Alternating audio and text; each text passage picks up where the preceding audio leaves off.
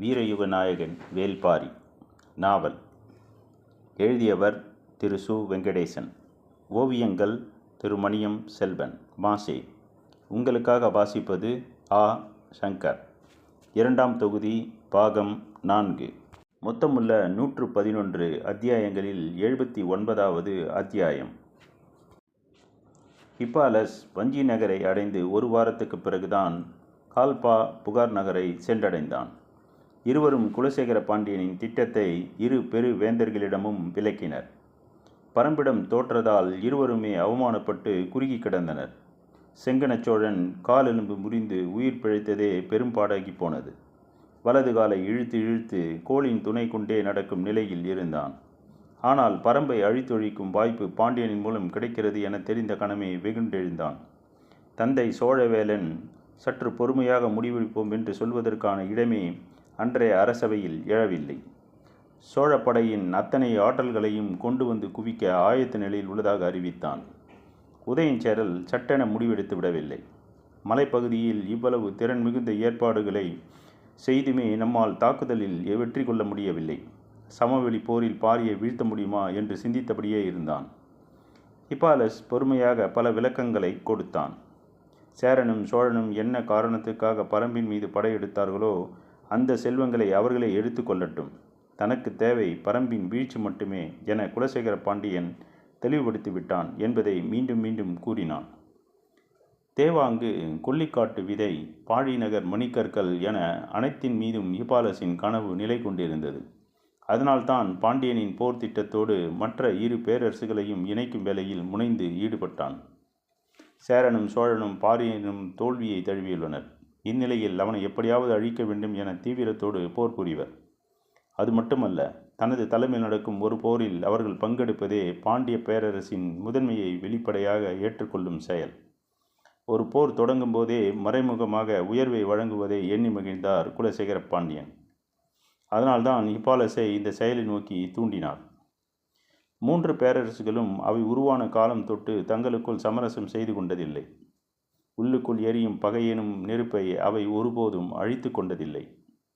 சிற்றரசுகளையும் சிறுகுடிகளையும் வீழ்த்துவதில் இன்றளவும் பேரரசுகளின் படைகளுக்கிடையான மோதல் தவிர்க்க முடியாததாகத்தான் இருக்கிறது.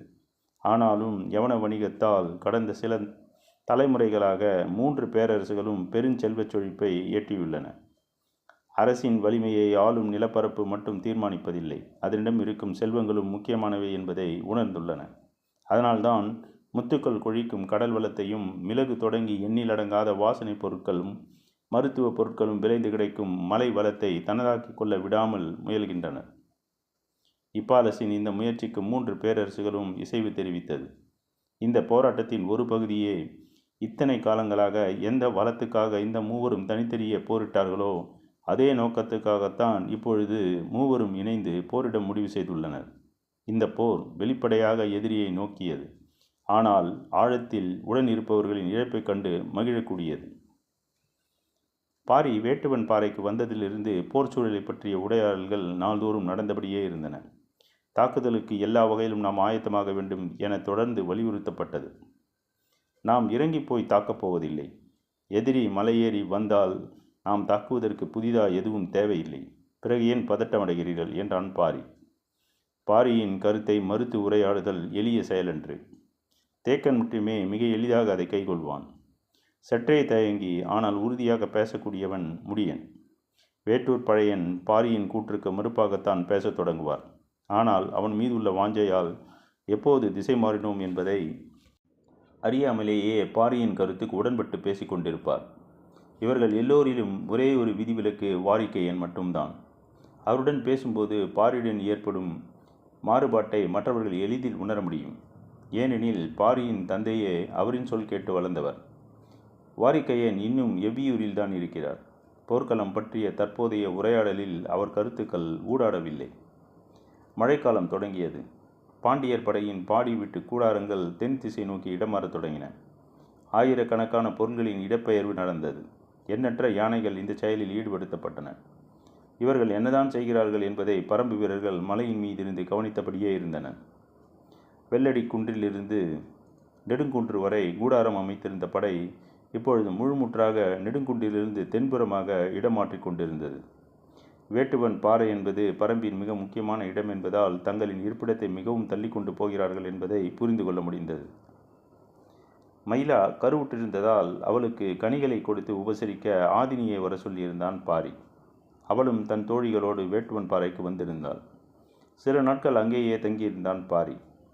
அடைமழை முடிவுற்ற மறுநாள் பரம்பின் வீரன் ஒருவன் பாரி இருந்த குடில் நோக்கி ஓடி வந்தான். அவன் சொன்ன செய்தி கேட்டு எல்லோரும் குன்றின் மேல் ஏறி நின்று பார்த்தனர். தென் திசையிலிருந்து பெரும்படை ஒன்று அணி அணியாய் வந்து கொண்டிருந்தது. படையின் முன்னணி வீரன் ஏந்தியிருந்த பதாகையில் சேரனின் வில் பொறிக்கப்பட்டிருந்தது. அடுத்த 10ஆம் நாள் வடதிசையிலிருந்து வந்த படை அணியினர் புலிக்கொடி ஏந்திய பதாகையை சுமந்து வந்தனர். இதுவரை காரமலையின் அடிவாரத்தில் இருந்த 3 குன்றுகளின் மேலே இருந்து பரம்பு வீரர்கள் கண்காணித்து கொண்டிருந்தனர். இப்போது 6 குன்றுகளின் மேலிருந்து கண்காணிக்க வேண்டியிருந்தது. வந்து குவியும் படை வீரர்களின் எண்ணிக்கை எல்லையில்லாத விரிவை எய்தி கொண்டிருந்தது. மூவேந்தர்களும் படையை ஒரு முனையில் குவிக்கின்றனர் என்ற செய்தி உறுதிப்படுத்தப்பட்ட பிறகு பரம்பின் எல்லா திசையிலிருந்தும் வீரர்கள் கீழ்த்திசைக்கு அழைக்கப்பட்டனர். வாரிக்கையனும் கூழையனும் சில நாள் இடைவெளியில் வேட்டுவன் பாறைக்கு வந்து சேர்ந்தனர். கருவூல பொறுப்பாளர் வெள்ளிக்கொண்டாரை தவிர மதுரையின் அரண்மனை நிர்வாக பொறுப்பில் இருந்த அனைவரும் வேங்கல் நாட்டுக்கு வந்து சேர்ந்தனர். குட்டநாட்டு அமைச்சன் நாகரையன் வந்து சேர்ந்தான். ஆயுமலையில் நடைபெற்ற தாக்குதலில் குடநாட்டு தளபதி எக்கல் மாடன் தலைமையிலான படை மட்டுமே முழுமுற்றாக அழிவுற்றது. குட்டநாட்டு தளபதி துடும்பன் தலைமையிலான படை பரம்புக்குள் நுழையாமலேயே நின்றுவிட்டது. இதன் பின்னணியில் உதயஞ்சேரலின் துரோகமும் அடங்கியுள்ளதாக நினைத்த குடநாட்டு வேந்தன் குடவர்கோ இன்னொரு கூட்டுப்போரில் பங்கெடுக்க விரும்பவில்லை. எனவே குட்டநாட்டு படை மட்டும் போர்க்களம் வந்தது. சேர நாட்டின் அமைச்சராக நாகரேயனே விளங்கினான். சோழ நாட்டு அமைச்சன் வலவன்காரியும் வந்து சேர்ந்தான். பாண்டிய பேரரசின் தலைமை அமைச்சர் முசுக்குந்தர் எல்லோரையும் ஒருங்கிணைத்து வழி நடத்தினார். அமைச்சர்களின் சந்திப்பு நடந்த பிறகுதான் வரப்போகும் படைகளின் தன்மையையும் எண்ணிக்கையையும் முழுமையாக தெரிய வந்தன.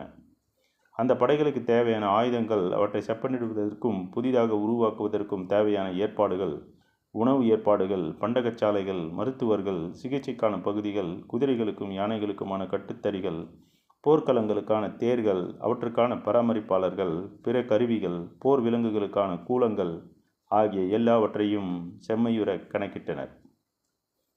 பரம்பின் தரப்பில் ஆயத்தங்களை தொடங்க வேண்டியதை பற்றிய உரையாடல் ஒரு வழியாக முடிவுக்கு வந்தது. பாரி ஒப்புதல் வழங்கிய பிறகு சிறுபாழி நகரில் ஆயுதங்களை உருவாக்கி கொண்டிருந்த அத்தனை பேரும் கீழ்த்திசைக்கு இடம் மாறினர். மூவேந்தர்களின் போர்ப்பாசறை வேட்டுவன் பாறையிலிருந்து பல காத தொலைவில் இருப்பதால் தங்களின் இருப்பிடத்தையும் மாற்ற முடிவு செய்தனர். வேந்தர்களின் படைக்கல கொட்டிலில் செம்மையுற வடிவமைப்பதற்கான வேலைகள் தொடங்கின. மதுரையிலிருந்து தலைமை அமைச்சர் முசுக்குந்தர் வரும்போதே அவருடன் அரண்மனையின் தலைமை கணியன் அந்துவனும் வந்திருந்தான். மூலப்படை பாசறை அமைக்கப் போகும் நிலப்பகுதிக்கு 3 நாட்டு அமைச்சர்களும் அந்துவனும் மாணாக்கர்கள் சிலரும் புறப்பட்டு போயினர். அவர்கள் சென்று சேரும்போது மயூர்கிழார் வரவேற்க நின்று கொண்டிருந்தார். உடன் பூசகர்களின் குழு ஒன்றும் இருந்தது. முசுக்குந்தர் அந்த பெரும் நிலப்பரப்பை குதிரையில் இருந்தபடியே பார்த்தார். காரமலையின் அடிவாரத்தில் சற்றே திமில் முறுக்கி இருக்கும் பெரும் மேடாக அந்த இடம் இருந்தது. மேட்டின் நடுப்பகுதியில் இறங்கி நின்றனர். மழை நீரை எவ்வளவு குடித்தும் நெகிழ்ந்து கொடுக்காத இறுக்கத்தோடு மண் இருந்தது. அவர்கள் வந்த சிறிது நேரத்தில் பாண்டிய பேரரசின் சிறப்பு மிக்க முதுயானையை அழைத்து வந்தனர். தாழம்பு நிற தந்தமும் வட்டமாய் அகன்று நடுவில் குழிந்த கும்பங்களும் நீண்டு நெளியும் அழகான வாளும் நான் பூட்டிய வில்லினையொத்த முதுகெலும்பும் உடைய பவளவந்திகை எனும் பெயர் கொண்ட அந்த யானை பாசறை நிலத்துக்கு வந்து சேர்ந்தது. உடன் மதுரையின் யானை கட்டுத்தறி பொறுப்பாளர் அல்லங்கீரனும் கோட்டை தளபதி சாகலைவனும் வந்தனர். வண்ணத்தட்டில் வைக்கப்பட்டிருந்த பூக்களையும் கனிகளையும் கொண்டு அந்த இடத்தில் சிறு வழிபாடு ஒன்றை பூசகர் நடத்தினர். பிறகு அந்துவன் கையசைத்து உத்தரவிட்டான். அதுவரை கீழே நின்றிருந்த பாகன் யானையின் மீதேறி அமர்ந்தான். பவளவந்திகை நடக்கத் தொடங்கியது. பாகன் தன்னுடைய கால்கள் பவளவந்திகையின் காதுகளின் பின்புறத்தை தொட்டுவிடாமல் மடக்கி வைத்து கொண்டான். எந்த திசைக்கு போக வேண்டும் என்ற குறிப்பேதும் பாகனின் கால்கள் சொல்லாததால் யானை அதன் விருப்பத்துக்கு நடந்தது. அந்த பெரும் மேடு முழுவதும் குறுக்கும் நெடுக்குமாக நடந்த பவளவந்திகை மீண்டும் புறப்பட்ட இடத்துக்கு வந்து சேர்ந்தது. இப்போது அந்துவன் தன் மாணாக்கர்களை அழைத்து கொண்டு யானையின் காலடிகளை பார்த்தபடியே உள்ளே போனான். யானையின் காலடி ஆமையின் ஓடு போன்ற வடிவம் கொண்டது. வெளிவட்டம் மட்டுமல்ல, உள்ளேயும் ஆமையின் ஓட்டில் இருப்பது போன்று விண்மீன்களின் வடிவம் கொண்ட கோடுகள் இருக்கின்றன. யானையின் பாதத்தில் இருக்கும் ரேகை கோடுகள் அவை. யானையின் 4 காலடிகளும் 4 வித ரேகைகளை கொண்டவை. பவளவந்திகையின் காலடிகள் அந்த பெருமேடெங்கும் பதிந்து கிடக்க அவற்றை கூர்ந்து கவனித்தபடி அந்துவனும் அவன் மாணாக்கர்களும் நடந்து கொண்டிருந்தனர். காலடியின் அச்சில் அசையாமல் பதிவு கொண்ட விண்மீன்களின் வடிவு எந்த திசை நோக்கி அமைந்திருக்கிறது என்பதை கணித்தபடி ஒவ்வொரு தடத்தையும் உற்று பார்த்து கொண்டிருந்தனர். மழையின் ஈரம் காயாமல் இருந்ததால் காலடி தடத்தின் உட்கோடுகள் மண் புழுக்களைப் போல் நெளிந்து கிடந்தன. மாணாக்கர்கள் தேர்வு செய்த காலடிகளை அந்துவன் போய் பார்த்தபடி இருந்தான். நெடுநேரமானது. ஆனாலும் காலடியின் உள் வடிவங்களை உற்று பார்த்து ஒன்றோடு ஒன்று ஒப்பிட்டு கொண்டிருந்தான் அந்துவன். இறுதியாக 3 காலடிகளை தேர்வு செய்தான். பெருமேட்டின் உச்சி பகுதியில் அமைந்த காலடி தளத்தில் பாண்டிய பெருவேந்தனுக்கான பாசறை கூடாரம் அமைக்க இடம் குறித்தான். அதிலிருந்து மிக தள்ளி தென்புற காலடி தளத்தில் சேரவந்தனுக்கான இடத்தையும் வடகிழக்கு பகுதியில் சோழனுக்கான இடத்தையும் அந்துவன் தேர்வு செய்து தந்தான். 3 பேரரசர்களும் தங்க அவர்களை சுற்றி பல்லாயிரம் வீரர்கள் மொய்த்து கிடக்கப் போகும் அந்த இடத்திற்கு மூஞ்சல் என பெயரிட்டார் முசுகுந்தர். மூலப்படை நிலை கொள்ளப் போகும் படைக்கொட்டிலில் மூஞ்சலில் உருவாகத் தொடங்கியது. பேரரசர்களின் பாசறை கூடாரம் மிக பெரியதாகவும் வசதி மிக்கதாகவும் உட்பாதுகாப்பு அரண் கொண்டதாகவும் அமையத் தொடங்கியது. அவர்களை சுற்றி இளவரசர்களும் முக்கியமான சிற்றரசர்களும் தங்குவதற்கான கூடாரங்கள் அமைக்கப்பட்டு கொண்டிருந்தன. குவிக்கப்படும் படைகளை விட்டு மிக தள்ளி பெருமேடு ஒன்றில் விரிவு கொண்ட கூடாரங்கள் எண்ணற்றன அமைக்கப்படுவதை குன்றின் மேல் நின்று பரம்பு வீரர்கள் பார்த்தபடி இருந்தனர். எதிரி படைகள் குவிக்கப்பட்டிருக்கும் இடத்தை நோக்கி அதற்கு நேரெதிர் திசையில் தங்களுக்கான இடத்தை தேக்கன் தேர்வு செய்தான். காரமலையின் சரிவில் நாக கரடு இருக்கிறது. சிலகாத தொலைவுக்கு நீண்டு கிடக்கும் கரட்டு மேடு அது. வேட்டுவன் பாறையிலவே உயரம் கொண்டது. பரம்பின் வீரர்கள் நிலை கொள்ள இது ஏற்ற இடம் என்று தேக்கன் முடிவு செய்தான். அவற்றுக்கு சற்று மேலே காரமலையில் இருப்பது பனை உயரத்தில் இரளிமேடு இருக்கிறது. எண்ணற்ற குகை பாறைகளை கொண்ட இடம் அது. ஆயுதங்களை வைக்கவும் மருத்துவ பயன்பாட்டுக்கும் ஏற்ற இடமாக அது இருக்கும் என கருதப்பட்டாலும் அந்த இடத்தை தேர்வு செய்ய சற்றே தயங்கினான் தேக்கன். வாரிக்கையனோ துணிந்து தேர்வு செய்ய சொன்னான். காரணம் அந்த குகைகளின் தன்மை. வேர்க்குடியைப் போல ஒன்றையொன்று இணைத்து செல்லும் எண்ணற்ற குகைகளை கொண்ட இடம் அது. மிக நன்கு பழக்கப்பட்டவர்களால் மட்டுமே அதற்குள் போய் வர முடியும். போரின் போது வீரர்கள் விரைவாக வந்து திரும்பும் தன்மையுடன் அமைவுடன் இருக்க வேண்டும் என்று தேக்கன் தயங்கினான். ஆனால் வாரிக்கையனோ இதுதான் போருக்கு பொருத்தமான அமைவிடம் என்றான். இரளிமேட்டில் இடதுபுறம் இருந்த சமதளமான பகுதிகளிலும் மலைச்சரிவுகள் முழுமையும் குடில்கள் அமைக்கும் பணிகள் தொடங்கின. பரம்பு வீரர்கள் எல்லா திசைகளிலிருந்தும் இரளிமேட்டுக்கு வரத் தொடங்கினர். இவ்விடம்தான் நாம் முகாமிட்டுள்ள இடம் என தெரிந்த கணத்திலிருந்து எதிரிகள் நம்மை கண்காணிப்பார்கள். மையூர்கிழாரின் ஆட்கள் அவர்களுக்கு நன்கு உதவக்கூடும். எனவே பரம்பு வீரர்கள் இரளிமேட்டுக்கும் நாகரக்காட்டுக்கும் வந்து சேர்வதை எதிரிகளால் கணிக்க முடியாதபடி இருக்க வேண்டும் என்றார் வாரிக்கையன். இரவு அடிக்கடி மழை பெய்வதால் சுருந்து கம்பை வெட்டி பந்தம் ஏற்றுங்கள் என்றார். சுருந்து கம்பை கூறாக வெட்டி பந்தம் ஏற்றினால் அது அணையாமல் எரிந்து கொண்டே இருக்கும். கீழே போட்டு மண் அள்ளி கொட்டினால்தான் அணையும். மற்றபடி மழை துளிகளுக்கெல்லாம் எளிதில் அணையாது. சமதளத்திலிருந்து பார்த்தால் குகையின் தன்மையை எளிதில் மதிப்பிட முடியாது. ஒவ்வொரு குகைக்குள்ளும் எண்ணிலடங்காத வீரர்கள் தங்கியிருக்க முடியும். குகைகளின் தன்மை நீர் கசிவு கொண்ட குகைகள், நன்று காற்றோட்டமுள்ள குகைகள், மாட்டு மந்தைகளையே அடைக்கக்கூடிய பரப்பை கொண்ட குகைகள் என அத்தனையையும் வகை பிரித்து வீரர்களுக்கு விளக்கினார் வாரிக்கையன். குகைகளுக்குள் உரிய இடங்களில் விளக்குகள் அமைத்து குறியீடுகளை உருவாக்கினார். பரம்பு வீரர்கள் வந்து குவிந்த வண்ணம் இருந்தனர்.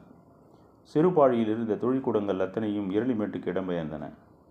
பெரும்பான்மையான குகைகள் ஆயுத கடங்குகளாக மட்டுமல்லாமல் உலைக்கலங்களுக்காகவும் ஒதுக்கப்பட்டன. மிக விரிந்த நிலவமைப்பும் காற்றோட்டமும் கொண்ட உலைக்கலங்களால் நிரம்பின. அவை மட்டுமல்லாமல் வெளிப்புறத்திலும் எண்ணற்ற உலைக்கலங்களை அமைத்து கொண்டிருந்தனர்.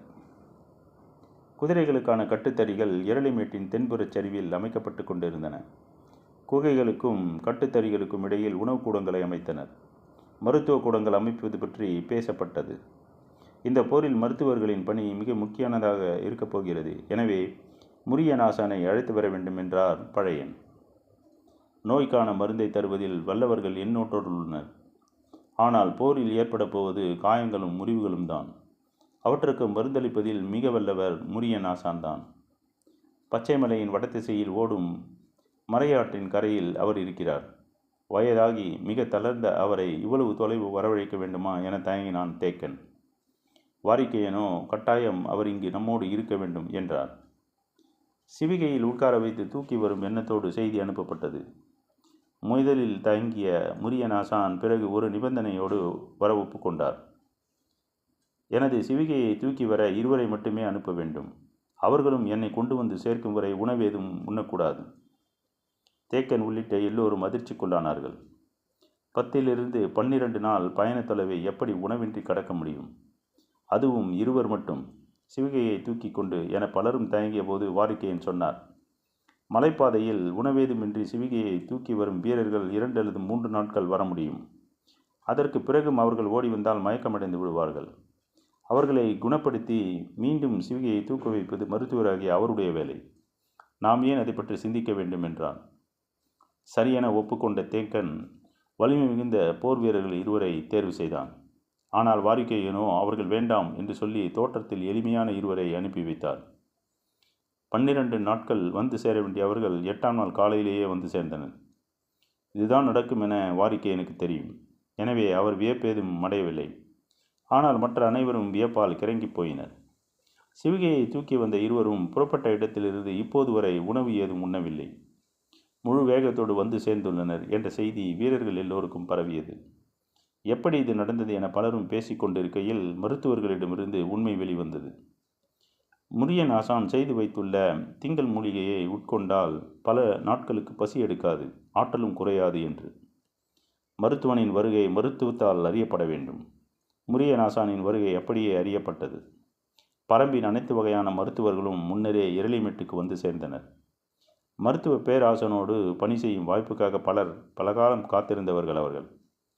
போர் என்பது எதிரிகள் இருவருக்கிடையே நடப்பது மட்டுமல்ல, வீரர்களுக்கும் மருத்துவர்களுக்கும் இடையில் நடப்பதும் கூட. எதிரிகளுக்கு மருத்துவனால் குணப்படுத்த முடியாத காயங்களை உருவாக்கவே ஒவ்வொரு வீரனும் நினைக்கிறான். எதிரிகள் எவ்வளவு காயத்தை உருவாக்கினாலும் குணப்படுத்தி மீண்டும் வீரனை வாழேந்த வைப்பேன் என்றே ஒவ்வொரு மருத்துவனும் மூலிகைச் சாற்றை பிழிகிறான். மருத்துவனின் சிகிச்சை மீது இருக்கும் நம்பிக்கையே வீரனின் துணிச்சலை பல நேரங்களில் தீர்மானிக்கிறது. ஒவ்வொரு நாளும் போர் முடியும் கணத்தில்தான் போரை அறிந்து கொள்ளுதல் தொடங்குகிறது. அன்றைய இரவின் காட்சிகள் தான் மறுநாள் அவனது மன உறுதியை தீர்மானிக்கிறது. மரண மீதியவர்கள் மரணத்தின் மீது அச்சமுடுவதில்லை. உடல் சிதைக்கப்பட்டு மருத்துவர்களால் எதுவும் செய்ய முடியாமல் எங்கும் கதறிய ஓசையோடு இழுபட்டு கிடப்பவர்கள்தான் ஒவ்வொரு போர் வீரனையும் நிலைகுலைய செய்கிறார்கள். அதனால்தான் போர்க்களத்தில் தாக்குண்டவர்களை மருத்துவ சாலை நோக்கி தூக்கி வரும் வேலையை வீரர்கள் செய்யக்கூடாது என பேரரசுகள் விதி செய்துள்ளன. அதை செய்வதற்கு தனி படையை அமைத்துள்ளன. போரின் விதியை வீரனின் வாளும் மருத்துவனின் பச்சிலைகளும் இணைந்தே தீர்மானிக்கின்றன. பரம்பு வீரர்கள் இணையற்ற நம்பிக்கையோடு வாளினை ஏந்தவும் நாணினை இழுக்கவும் எதிரி படையை சிதைத்து முன்னேறவும் மருத்துவர்கள் முக்கிய காரணம். அதுவும் முரியன் ஆசான் களம் நோக்கி வந்துள்ள செய்தி பரம்பு வீரர்களுக்கு கட்டற்ற வேகத்தை கொடுத்தது. மரணத்தை மிதித்து நடக்க ஒவ்வொரு வீரனும் ஆசைப்பட்டான். முரியன் ஆசான் இரளிமேட்டுக்கு வந்த அன்றுதான் மூஞ்சலில் வேந்தர்களுக்கு கூடாரங்கள் அமைக்கும் பணி முடிவுக்கு வந்தது. மூஞ்சல் பகுதிக்கு மட்டும் தனித்துவமான பாதுகாப்பு அறங்கள் உருவாக்கப்பட்டன. மூவேந்தர்களுக்கு 3 பெருங்கூடாரங்கள், மூவரும் சந்தித்து உரையாட மாளிகை வடிவிலான பெருங்கூடாரம் ஒன்று, வேந்தருக்கான பணியாளர்கள், மருத்துவர்கள், உணவு சாலைகள் ஆகியவற்றிற்காக 3 கூடாரங்கள், போரில் பங்கெடுக்கும் அரச குடும்பத்தினர் தங்குவதற்காக 5 கூடாரங்கள் என்று மொத்தம் 12 கூடாரங்கள், ஆயுத பயிற்சிக்கான களம் என அனைத்தும் கொண்ட விரிவான அமைப்போடு மூஞ்சல் நகர் தயாரானது. மூஞ்சலில் பாதுகாப்புக்கு தனித்த அரண் அமைக்கப்பட்டது. பெரும் பெரும் மரத்தூண்களாலும் ஆயுதங்களாலும் அமைக்கப்பட்ட அரண் அது. அரணுக்கு வெளியில்தான் படைகள் பல காத தொலைவுக்கு பரவியிருந்தன. இரவில் கடுங்குளிர் இருந்தாலும் பகற்பொழுதில் வெயில் இன்னும் சூடேறாமல் தான் இருந்தது. மூஞ்சலின் அரண்காவலர்கள் 4 முனைகளிலும் அமைக்கப்பட்டிருந்த பாதுகாப்பு மேடையிலிருந்து பார்த்து கொண்டிருந்தனர். தென் திசையில் நின்றிருந்த படை வீரர்களிடமிருந்து உற்சாக பேரோசை மேலேறி வந்தது. கடல் போல் பரவி கிடந்த படை வீரர்களின் வாழ்த்தொலி முழங்க உதயஞ்சேரலின் தேர் தென் திசையிலிருந்து மூஞ்சல் நோக்கி வந்து கொண்டிருந்தது. தேருக்கு முன்னால் சேர நாட்டு தளபதி துடும்பன் குதிரையில் வந்து கொண்டிருந்தான். அவனுக்கு முன்னால் கவச வீரர்கள் அணிவகுத்து வந்தனர். நாணேற்றப்பட்ட வில்லை பதாகையில் தாங்கிய வீரன் முதலாவதாக வர அவனைத் தொடர்ந்து அணி அணியாய் சேர வீரர்கள் வந்து கொண்டிருந்தனர். 3 பேரரசர்களின் அமைச்சர்களாகிய முசுகுந்தரும் நாகரையரும் பலவன்காரியும் உதயஞ்சேரலை வரவேற்க மூஞ்சலின் வாயிலில் காத்திருந்தனர்.